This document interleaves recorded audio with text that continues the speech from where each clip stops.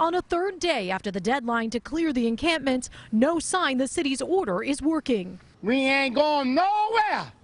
We're going to stay right here. Near the Ridge Avenue encampment, neighbors are watching and waiting. Are you surprised that it has taken this long to figure something out? Yes. Each deadline, just we're still figure out something for the deadline. If it's a deadline, stick to the deadline and make some kind of resolvement with, for the two and move on.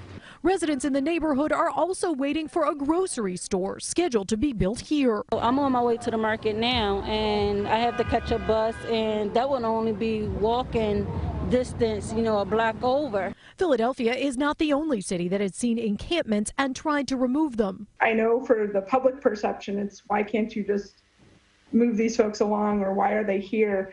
And I would just say that it takes a long time. It takes that building of relationship. Allison Griffith is Assistant Director for Neighborhood and Community Services in Tacoma, Washington, where this encampment grew late last year. What allowed us to take action was we simultaneously stood up a micro shelter site. So in the neighborhood, we created a site where we could provide shelter for individuals. The city of Tacoma sent us these photos of the wooden micro shelter structures that were built across the street from the encampment in People's Park. We worked probably for a period of 2.5 to 3 weeks to try just to get folks moving in. And then finally, after that, once we post for cleanup, we post a 72-hour timeline. So we say, we're going to come clean up the encampment on X date.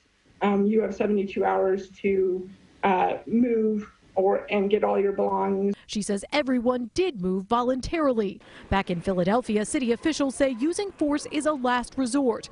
When we asked an organizer how they envision things ending here, I don't know how I see this ending. The encampments are not going to end. We will rebuild. Organizers here have invited Mayor Kenney for brunch and to tour the camps on Monday. I reached out to the mayor's office, and a spokesman tells me the mayor has spent several weeks engaged in face-to-face negotiations with organizers. They say the mayor has primarily listened and that demands have been constantly changing. They did not directly answer whether or not he would accept that invitation. In North Philadelphia, I'm Lauren Mayk, NBC10 News.